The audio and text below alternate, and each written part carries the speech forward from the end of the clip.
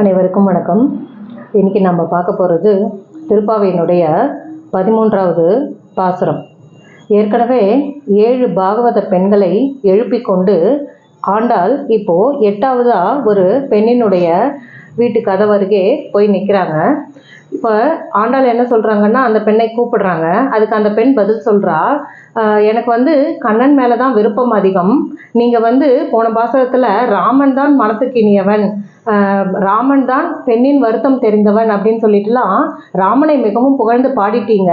அதனால் இப்போ எனக்கு எந்திரிச்சு வரலாமா வேண்டாமான்ட்டு ஒரு யோசனையாக இருக்குது அப்படிங்கிற மாதிரி சொல்கிறாங்களாமா. இதை கேட்டதும் ஆண்டாளுக்கு ரொம்ப கஷ்டமாக போகுது. அதனால் அவங்க என்ன சொல்கிறாங்க, கண்ணன் வேறில்லை ராமன் வேறில்லை அப்படிங்கிறத உணர்த்தணும் அந்த பெண்ணுக்கு அப்படிங்கிறதுக்காக ஆரம்பிக்கும் போதே புல்லின்வாய் கீண்டானை அப்படின்னு கண்ணனை பற்றி சொல்லிவிட்டு பொல்லா அரக்கனை கிள்ளி கலைந்தானே அப்படின்னு சொல்லிட்டு உடனே ராமனை பற்றியும் சொல்கிறாங்க. அதாவது ஒரு நபர் வேறு வேறு உடைகள் அணிந்திருந்தாலும் நபர் ஒரே நபராக தான் இருப்பார். அதே மாதிரி நாராயணன் என்பவன் வேறு வேறு அவதாரங்கள் எடுத்திருந்தாலும் அந்த பரம்பொருளான நாராயணன் ஒருவனே தான் அப்படின்னு சொல்லிட்டு நீ உணர்ந்துக்கணும் அப்படிங்கிறது மாதிரி சொல்கிறாங்க. வசுதேவருக்கு மகனாக பிறக்கும் போது கண்ணனாகவும், தசரதனுக்கு மகனாகவும் பிறக்கும் போது ராமனாகவும் இருந்தவர் அந்த ஒரே நாராயணன் தான். அதனால நீ ராமனை தான் அடைய விரும்புகிறேன், கண்ணனை தான் அடைய விரும்புகிறேன் அப்படின்னு சொல்லிட்டுலாம் பாரபட்சம் பார்க்காமல் எழுந்து வர வேண்டும் அப்படிங்கிறதுக்காக இப்படி கூப்பிடுறாங்க. புல்லின் வாய் கீண்டானை அப்படின்னு சொல்லிட்டு முதல்ல கண்ணனை பற்றி சொல்கிறாங்க. பகாசுரன் அப்படின்ற ஒரு அசுரன் ஒருத்தன் வந்தான். அவன் எப்படி வந்தான்னா, ஒரு பெரிய கொக்கினுடைய வடிவை எடுத்துக்கிட்டு வந்திருந்தான். அந்த கொக்கு என்ன பண்ணுச்சான், கண்ணனையே விழுங்கிருச்சான். எல்லா அசுரர்களையும் சாமர்த்தியமா அழிக்கக்கூடிய கண்ணன் இந்த கொக்குனால் விழுங்கப்பட்டாரே அப்படின்னு சொல்லிட்டு சுத்தி இருந்த எல்லா கோப சிறுவர்களும் பயந்து போயிடுறாங்க, ஏக்கமா பார்த்துட்டு இருக்காங்க. அப்போ கிருஷ்ணன் என்ன பண்றாரு அப்படின்னா, அந்த கொக்கினுடைய வயிற்றில தன்னுடைய உஷ்ணத்தை மிகவும் அதிகப்படுத்துறாராம். கிருஷ்ணனினுடைய உடல் சூடு ஜாஸ்தி ஆகும்போது அந்த கொக்குனால அந்த உஷ்ணத்தை தாங்க முடியாமல் கிருஷ்ணனை வெளியே உமிழ்ந்து விடுகிறது அப்படின்னு சொல்லிட்டு சொல்றாங்க. ஏன் அந்த மாதிரி பண்றாருன்னா, எந்த ஒரு பொருளுமே கெட்டியா இருந்துச்சு அப்படின்னா கூட நம்ம சமைக்கும் போது அது கொஞ்சம் இலகுவாகி ரொம்ப சாஃப்டா ஆயிடும். அதே மாதிரி கண்ணனும் பகாசுரனுடைய உடலுக்கு உள்ள போய் உஷ்ணத்தை ஏற்படுத்தியதுனால பகாசுரனும் ரொம்ப சாஃப்டா ஆயிட்டானா. அதனால அவனை வதைக்கிறது மிகவும் சுலபமாக இருந்தது அப்படின்னு சொல்லிட்டு அந்த 2 அலகை வச்சு பிச்சு போடுறாராம். ஒரு சின்ன குழந்தை ஒரு புல்லை எப்படி பிச்சு போடுமோ அந்த மாதிரி பிச்சு போடுறாரு அப்படின்னு சொல்லிட்டு சொல்றாங்க. புல்லின் வாய் கீண்டானே, இந்த மாதிரி ஒரு சாமர்த்தியமான செயலை செய்த கண்ணன் யாரு அப்படின்னா, பொல்லா அரக்கனை கிள்ளி கலைந்தவனான ராமன் தான் இப்ப கண்ணனா பிறந்திருக்கான் அப்படின்னு சொல்லிட்டு சொல்றாங்க. அது என்ன, ராவணனை கிள்ளி கலைந்துட்டாரா, அவ்வளவு ஈஸியாவா ராவணனை கொண்டுட்டாரு அப்படின்னு சொல்லிட்டு பார்த்தோம்னா கிடையாது. 7 நாட்கள் கோர யுத்தம் பண்ணி தான் ராவணனை ராமர் கொல்றாரு. ஏன் அப்படி 7 நாள் கோர யுத்தம் பண்றாரு அப்படின்னா, இந்த நிமிஷமாவது ராவணன் திருந்தி என்னிடம் சீதையை ஒப்படைத்து விட மாட்டானா அப்படின்னு சொல்லிட்டு அவனுக்கு வாய்ப்பு கொடுக்கணும் அப்படிங்கிறதுக்காகவே 7 நாட்கள் அவர் போர் பண்ணாராம். இது எப்படி தெரிஞ்சுக்கலாம் அப்படின்னா, விபீஷ்ணன் சரணாகதி அடைகிறதுக்காக ராமர் கிட்ட வரான். அப்போ ராமர் ஏத்துக்கணும் அப்படின்னு நினைக்கிறாரு. சுக்ரீவன் இந்த ராட்சசனான விபீஷ்ணனை நீங்க ஏத்துக்கிட்டீங்க அப்படின்னா நான் உங்களுக்கு கொடுக்குற ஆதரவை வாபஸ் வாங்கிக்கிறேன், நான் போறேன் அப்படின்னு சொல்லிட்டு சொல்றாராமா. உடனே ராமர் என்ன சொல்றாரு, நீங்க போறதா இருந்தா போ அப்படின்னு சொல்லிட்டு சொல்லிட்டாராம். என்னுடைய வானர படைய வச்சுதான் நீங்க ராவணனையே அழிக்கணும்னு நினைச்சிட்டு இருந்தீங்க, இப்ப என்ன போறதுன்னா போன்னு சொல்றீங்க, நான் போயிட்டேன்னா என் படையும் இல்லை என் கூட வந்துடும் அப்படின்னு சொல்லி கேட்கிறாராம் சுக்ரீவன். அதுக்கு ராமர் சொல்றாராம், எனக்கு ராவணனை அழிப்பதுங்கிறது ஒன்றும் பெரிய காரியம் கிடையாது, நான் அவனை ஈஸியா கொண்டு முடிச்சிருவேன். ஆனா அவன் இவ்வளவு பெரிய படையோட ராமர் வந்திருக்கானே, சரி நம்ம எதுக்கு வீணா சண்டை போட்டுக்கிட்டு கம்முனு சீதையை ஒப்படைச்சிடலாமா அப்படின்னு சொல்லிட்டு, உன்னுடைய படைபலம் என்னுடைய படைபலமாக இருந்ததுன்னா அதை பார்த்து கொஞ்சமாவது மனசு மாறுவானோ என்னமோ அப்படின்றதுக்காக அவனுக்கு ஒரு வாய்ப்பளிப்பதற்காக தான் உன்னை கூட்டிட்டு நான் வந்தனே ஒழிய உன்னுடைய படையை வைத்துதான் நான் ராவணனை சம்ஹரிக்க வேண்டும் அப்படிங்கிற அவசியம் எனக்கு இல்லை அப்படின்னு சொல்லிட்டு சொன்னாராம். அதை கேட்டுட்டு சுக்ரீவன் அதுக்கப்புறம் அமைதியாகி சரி விபீஷ்ணனை ஏத்துக்கிறதுக்கு சரின்னு சொல்றாராமா. இதனால ராவணனை அழிப்பது அப்படிங்கிறது ராமனுக்கு ஒன்றும் மிகவும் கஷ்டமான காரியம் இல்லை. ஆனா அவன் திருந்துவதற்காக வாய்ப்பு அவனுக்கு நிறைய வழங்கணும் அப்படிங்கிறதுக்காக தான் அந்த 7 நாட்கள் யுத்தமே அவர் பண்றாரு. அது மட்டும் இல்லாம சில பல வானரர்களை அனுப்பி தூதும் சொல்றாரு. அதே மாதிரி தானேவும் நல்புத்தி கூறி அனுப்புறாரு. இன்று போய் நாளை வா அப்படின்னு சொல்லிட்டு, இன்னைக்கு போயிட்டு நாளைக்கு வர்றதுக்குள்ள உனக்கு மனசு மாறுச்சுன்னா கூட சீதையை கூட்டிட்டு வந்து என்கிட்ட கொடுத்துடு, அதுக்கப்புறம் நான் உன்னை தொந்தரவு பண்ண மாட்டேன் அப்படிங்கிற மாதிரி தான் அவரும் தன் வாயாலவும் சொல்லி அனுப்புறாரு. ஆனா அந்த ராவணன் ஏத்துக்கிறதாவே இல்லை. அதனாலதான் அவன் பொல்லா அரக்கன். ஏன்னா பக்கத்திலேயே விபீஷ்ணன் நல்ல அரக்கனா இருக்கான், நன்மை எது தீமை எதுன்னு தெரிஞ்சவனா இருக்கான். அவன் வந்து ராமனை சரணடைந்து விட்டான். ஆனா இந்த பொல்லா அரக்கனாகிய ராவணன் ராமன் வாயாலேயே நற்புத்தியை பெற்ற பிறகும் தன்னுடைய வழியிலிருந்து அவன் கொஞ்சம் கூட மாறல. அதனால அந்த பொல்லா அரக்கனான ராவணனை கிள்ளி கலைந்தவர் இந்த ராமன் அப்படின்னு சொல்லிட்டு சொல்றாங்க. நம்ம கோஷ்டியில இருக்கிற இந்த பெண்கள் எல்லாருமே அவங்க இருவரினுடைய புகழைகளையுமே பாடிக்கொண்டே பாவை காலத்துக்கே போயிட்டாங்க. ஆனா நீ இன்னும் எந்திரிக்காம இருக்கிற அப்படின்னு சொல்லிட்டு அடுத்த வரியில சொல்றாங்க. கீர்த்திமை பாடி போய் பிள்ளைகள் எல்லாரும் பாவை களம்புக்கார் அப்படின்னு சொல்லிட்டு. எல்லாம் கரெக்டு தான்.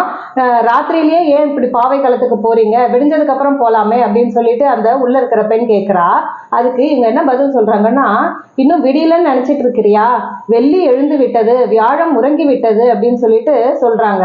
வெள்ளிங்கிறது வந்து வானத்தில் உதிக்கக்கூடிய விடிவெள்ளி அப்படின்ற ஒரு நட்சத்திரம் அப்படின்னு சொல்லிட்டு கூட நம்ம உருவகப்படுத்திக்கலாம். அந்த வெள்ளியே முளைத்து விட்டது, வியாழம் உறங்கி விட்டதுன்னா வியாழன் மறைந்து விட்டது அப்படின்னு சொல்ல வேண்டியதுதான். இது மங்களமான பாசுரம், மங்களமான கிரந்தம் அப்படிங்கிறதுனால மறைந்து விட்டதுன்ட்டு சொல்லாம உறங்கி விட்டது அப்படின்னு சொல்லிட்டு ஆண்டாள் குறிப்பிடுறாங்க. அதுக்கு அந்த உள்ள இருக்கிற பொண்ணு சொல்றா, உங்களுக்கு வந்து எப்ப பாரு கண்ணனை பார்க்கணும் அப்படின்னு சொல்லிட்டு நீங்க நினைச்சிட்டு இருப்பீங்க. உங்களுடைய கண்களுக்கு கண்ணனினுடைய முகம்தான் தெரியுமே ஒழிய இந்த சின்ன சின்ன நட்சத்திரங்களும் கிரகங்களும் உங்களுக்கு இங்கேருந்து பார்த்தா தெரியாது, நீங்க சும்மா சொல்றீங்க அப்படின்னு சொல்லிட்டு சொல்லிடுறா.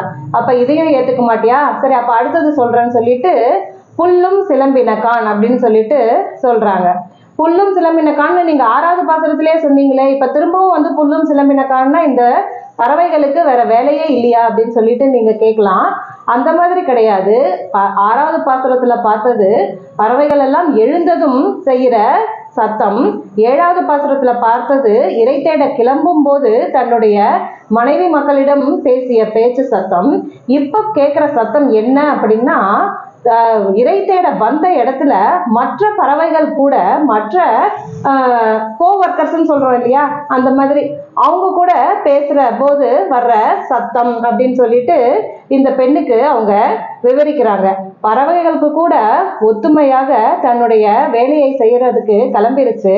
ஆனா நீ இன்னும் இந்த பாகவத கோஷ்டி கூட ஒத்துமையா வந்து சேர்ந்து இறைவனின் புகழை பாட மறுக்கிறாய் அப்படின்னு சொல்லிட்டு இந்த பறவைகள் மூலமா கூட அவங்க உணர்த்தணும் அப்படின்னு சொல்லிட்டு பாக்குறாங்க. ஆனா உள்ள இருந்து எந்த ஒரு சலனமுமே இல்லை. சரி இப்ப வந்து அந்த பெண்ணை வர்ணித்து அழகாக கூப்பிடலாம் அப்படின்னு சொல்லிட்டு போதரி கண்ணினாய் அப்படின்னு சொல்லிட்டு கூப்பிடுறாங்க. போது அப்படின்னா மலர் அப்படின்றது ஒரு அர்த்தம். அந்த மலரில் இருக்கக்கூடிய வண்டை ஒத்த கண்களை உடையவளே அப்படின்னு சொல்லிட்டு சொல்றாங்க. ஒரு அழகான பூல நடுவுல வண்டு இருக்கிற மாதிரி உன்னுடைய அழகான கண்கள்ல நடுவுல கருவிழி இருக்குது அப்படிங்கிற மாதிரி ஒரு உருவகம் சொல்றாங்க. அப்படியே இல்லையா, போது அப்படின்ற மலர், அரின்னா எதிரின்னு கூட சொல்லிக்கலாம். இந்த மலர்கள் எல்லாம் உன்னுடைய கண்களை பார்த்து மிகவும் பொறாமைப்படுதுதான். அதனால பூக்களுக்கு எதிரி போன்ற கண்களை உடையவளே அப்படின்னு சொல்லிட்டு சொல்றாங்க. இன்னும் ஒரு அர்த்தம் கூட சொல்றாங்க. உலவுகின்ற மான் அப்படின்னா இறை தேட உலவை கொண்டு இருக்க மான் வந்து எப்பயுமே ஒரு மருண்ட விழிகளோட தான் இருக்குமா. எந்த பக்கத்துல இருந்தாவது ஏதாவது ஒரு விலங்கு வந்து நம்மை வேட்டையாடிடுமோ அப்படின்னு சொல்லிட்டு நாலா பக்கமும் சுத்தி சுத்தி பார்த்துக்கிட்டே தான் இருக்குமா. அதே போல கண்ணன் எந்த பக்கத்துல இருந்து வந்து நம்மிடம் பேசுவான் பழகுவான் அப்படின்றத நீயும் சுத்தி சுத்தி பார்த்துக்கிட்டே இருக்கிறதுனால மான்களை போன்ற மருண்ட விழிகளை கொண்டவளே அப்படின்னு சொல்லிட்டு சொல்றாங்க. உன்னை இவ்வளவு தூரம் அழகா நாங்க கூப்பிடுறோம், இப்பயாவது வருவியா அப்படின்னு சொல்லிட்டு பாக்குறாங்க. அப்பயும் அங்க இருந்து ஒரு பதிலுமே இல்லை. இப்போ அடுத்தது என்னதான் பண்ணணும் அப்படின்னு சொல்லிட்டு எந்திரிச்சு வந்துட்டா என்ன பண்ணணும் அப்படின்னு சொல்லிட்டு சொல்றாங்க. குள்ள குளிர குடைந்து நீராடாதே அப்படின்ட்டு என்ன பண்ணணும் அப்படின்னா யமுனையில் நீராட வேண்டும் அப்படின்னு சொல்லிட்டு சொல்றாங்க. முதல்ல அவங்க அழைக்கும் போதே நீராட போதுவீர் போதுமினோ அப்படின்னு சொல்லிட்டு தான் அவங்க சிறுமிகள் எல்லாத்தையும் கூப்பிடுறாங்க. இப்ப நீ எந்திரிச்சு வந்தீங்கன்னா நம்ம போய் யமுனையில குளிக்கலாம் அப்படின்னு சொல்லிட்டு சொல்றாங்க. யமுனையில போய் ஏன் குளிக்கணும் அப்படின்னா யமுனை மிகவும் தூய பெருநீர் உடையவள் இல்லையா, அதனால யமுனையில போய் குளிக்கலாம் வா அப்படின்னு சொல்லிட்டு சொல்றாங்க. அதுவும் எப்படி குளிக்கணும்னா குள்ள குளிர குடைந்து நீராடணுமா. சும்மா போய் ஒரு 2 மக்கு தண்ணியை மொண்டு தலையில ஊத்திட்டு வந்துடுறது அப்படிங்கிற மாதிரி எல்லாம் குளிக்க கூடாது. யமுனையில் இறங்கி நன்றாக முங்கி குளிக்க வேண்டும் அப்படின்னு சொல்லிட்டு சொல்றாங்க. ஏன் அப்படி குளிக்கணும்னா நம்ம கிருஷ்ணனை அடைய வேண்டும், கிருஷ்ணனை பார்க்க வேண்டும், கிருஷ்ணனிடம் பேச வேண்டும் அப்படின்ட்டு மிகவும் தவிச்சு போயிருக்கோம். அதனால நம்மளுடைய உடல் எல்லாம் ரொம்ப சூடா இருக்குமா. அந்த உடம்பில் உள்ள சூட்டை தனித்து கொண்டு கிருஷ்ணனிடம் போனோம் அப்படின்னு சொன்னா நம்மளுடைய கிருஷ்ணானுபவம் மிகவும் சிறந்ததாக இருக்கும். அப்படிங்கிறதுக்காக இந்த யமுனையில் இறங்கி குள்ள குளிர குடைந்து நீராட வேண்டும் அப்படின்னு சொல்லிட்டு சொல்றாங்க. குள்ள குளிர்தல் அப்படின்னா பற்கள் எல்லாம் தாளம் போடுதல் அப்படின்னு சொல்லிட்டு சொல்லுவாங்க இல்லையா, அந்த மாதிரி பற்கள் அடிச்சுக்கணுமா. அந்த குளிர் ஜாஸ்தியா இருக்கிறதுனால பற்கள் அடித்து கொள்ற மாதிரி அந்த அடிச்சுக்கணும். நல்லா முங்கி குளிக்கும் போதுதான் தலையிலிருந்து பாதம் வரை உள்ள உடம்பினோட முழு சூடுமே வெளியே போகும். அந்த மாதிரி பண்ணாம சும்மா மேலாக குளிச்சுட்டு வந்துட்டோம் அப்படின்னா ஒரு இடத்தில் இருக்கக்கூடிய சூடு வேறொரு இடத்திற்கு பரவி அது நம்மளுக்கு நோயை தான் உண்டாக்குமே ஒழிய நம்மளுக்கு கிருஷ்ணானுபவத்தை பெறுவதில் நம்மளுக்கு தடையை ஏற்படுத்துமே ஒழிய நம்மளுக்கு நன்மை தராது. அதனால வா நம்ம போய் யமுனையில குள்ள குளிர குடைந்து நீராடலாம் அப்படின்னு சொல்லிட்டு சொல்றாங்க. இந்த குள்ள குளிர்தல் அப்படின்ட்டு சொல்லும்போது ராமாயணத்துல ஒரு காட்சி நினைவுக்கு வரும். கோதாவரியில இந்த மார்கழி மாதத்துல ஒரு நாள் ராமர் நான் போய் நீராடிட்டு வரேன்னு சொல்லிட்டு சொல்றாராம்.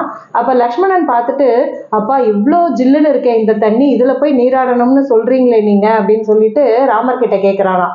அப்ப ராமர் சொல்றாரு, இந்த மார்கழி மாதத்துல ஆற்றில் உள்ள நீர் எல்லாம் இப்படிதான் இருக்கும், வேலைதான் ஜில்லுன்னு இருக்குமே ஒழிய உள்ள போனா கொஞ்சம் அது சூடாதான் இருக்கும், அதனால நீராட முடியும் அப்படின்னு சொல்லிட்டு ராமர் சொல்றாராம். இந்த கோதாவரியில இருக்கக்கூடிய இந்த நதியே இந்த தண்ணியே இவ்வளவு ஜில்லுன்னு இருக்குன்னா அயோத்தியில இருக்கக்கூடிய தண்ணீர், இந்த சரையூல இருக்கக்கூடிய தண்ணீர் இன்னும் எவ்வளவு ஜில்லுன்னு இருக்கும், பரதன் பாவம் ரொம்ப கஷ்டப்படுவான் அப்படின்னு சொல்லிட்டு லக்ஷ்மணன் சொல்றாராமா. அப்ப ராமர் பதில் சொல்றாராம், பரதனுக்கு கஷ்டமாகவே இருக்காது, ஏன்னா அவன் என்னை விட்டு நீங்கி ரொம்ப தாபத்துல இருக்கான், ரொம்ப ஏக்கமா இருக்கான், அதனால அவனுடைய உடலின் சூடு மிகவும் அதிகமாக இருக்கும். இந்த சரையு நதியின் குளிர்ச்சி எல்லாம் அவனை ஒன்றுமே செய்யாது, அவன் நன்றாகவே நீராடுவான் அப்படின்னு சொல்லிட்டு லக்ஷ்மணனை ஆசுவாசப்படுத்துறாராம் ராமர். அதனால நதிகளில் மார்கழி மாதத்தில் நீராடுவது என்பது யுக யுகமா நடக்கக்கூடிய ஒரு விஷயம்தான். அதனால வா நம்மளும் போய் நீராடலாம் அப்படின்னு சொல்லிட்டு அந்த போதரி கண்ணினாய ஆண்டாள் கூப்பிடுறாங்க. அதுக்கு அவங்க என்ன பதில் சொல்றாங்க அப்படின்னா, இல்ல முடியாது அப்படிங்கிற மாதிரி தான் கம்முனே இருக்காங்க. இவங்க உடனே கேட்குறாங்க, இந்த மாதிரி போய் நீராடிட்டு கிருஷ்ணனை அடையணும் அப்படிங்கிற ஒரு ஆசையையே விட்டுட்டு நீ எப்படிதான் இன்னும் தூங்கிக்கிட்டு இருக்கிறியோ அப்படின்னு சொல்லிட்டு அவங்கள கேட்குறாங்க. பள்ளி கிடத்தியோ அப்படின்னு சொல்லிட்டு கேட்குறாங்க.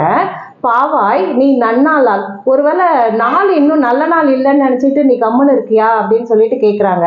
நன்னாளால் அப்படிங்கிறத நம்ம முதல் பாசுரத்திலேயே மார்கழி திங்கள் மதி நிறைந்த நன்னாளால் அப்படின்னு சொல்லிட்டோம். எல்லா நாட்களுமே நல்ல நாட்கள் தான், அதனால நீ எந்திரிச்சு வா அப்படின்னு சொல்லிட்டு சொல்றாங்க. எல்லா நாட்களும் நல்ல நாட்கள்னு எப்படி சொல்றாங்கன்னா, நாம் பகவானை அடைய வேண்டும், நாம் கிருஷ்ணனை சென்று அடைய வேண்டும் என்று நினைக்கக்கூடிய ஒவ்வொரு நாளுமே மிக நல்ல நாட்கள் தான். அஷ்டமி இல்லை வேண்டாம், நவமி வேண்டாம், அந்த மாதிரி எல்லாம் சொல்லக்கூடாது. நம்மளுடைய பகவத அனுபவத்திற்கு தடையாக இருக்கக்கூடிய நாட்கள் என்று எதுவுமே இல்லையா. பகவானை நினைக்கணும் அப்படின்னு சொல்லிட்டு நினைச்சிட்டோம்னா ராகு காலம் பார்க்க வேண்டாம், யமகண்டம் பார்க்க வேண்டாம், அஷ்டமி நவமி பார்க்க வேண்டாம், நேரா போய் பகவானை அடைஞ்சிடணும் அப்படின்றதுக்காக தான் இவங்க இங்க சொல்றாங்க. பள்ளி கிடத்தியோ பாவாய் நீ நன்னாளால் அப்படின்னு சொல்லிட்டு இந்த நாளை பத்தியும் விவரிக்கிறாங்க. கள்ளம் தவிர்ந்து கலந்தேலோ அப்படின்னு சொல்லிட்டு சொல்றாங்க. என்ன கள்ளத்தனம் அப்படின்னா, நாங்க எல்லாரும் சேர்ந்து கிருஷ்ணனை அனுபவிக்கணும்னு சொல்லிட்டு நினைச்சிட்டு இருக்கோம். ஆனா நீ மட்டும் தனியாக உன் மனதளவிலேயே நீ கிருஷ்ணனுடன் உறவாடி கொண்டிருக்கிறாய் அப்படிங்கிறது எங்களை எல்லாருக்குமே தெரியும். அந்த கள்ளத்தனத்தை விட்டுட்டு பாகவதர்கள் கூட கூடி குளிர்தல் தான் மிகவும் நல்லது அப்படிங்கிறத புரிஞ்சுக்கிட்டு நீ எந்திரிச்சு வரணும் அப்படின்னு சொல்லிட்டு கேட்டுக்கிறாங்க. கள்ளம் தவிர்ந்து கலந்தேலோ ரெம்பாவாய் அப்படின்னு சொல்லிட்டு கேட்குறாங்க. அந்த பெண்ணும் அது சரிதான் அப்படிங்கிறத ஒத்துக்கொண்டு தன்னுடைய தூக்கத்திலிருந்து எழுந்து இந்த கோஷ்டியில் வந்து கலந்து கிருஷ்ணானுபவத்தை சேர்ந்து பெறலாம் அப்படின்னு சொல்லிட்டு சேர்ந்துக்கிறாங்க. இதே மாதிரி நாமும் நம்முடைய அகங்காரம், மமகாரம் போன்ற கெட்ட குணங்களை எல்லாம் ஒழித்து விட்டு பகவான் என்னும் குணக்கடலில் சென்று நீராட வேண்டும் அப்படின்னு உங்க எல்லாரையும் கேட்டுக்கிறேன். ஆண்டாள் திருவடிகளே சரணம்.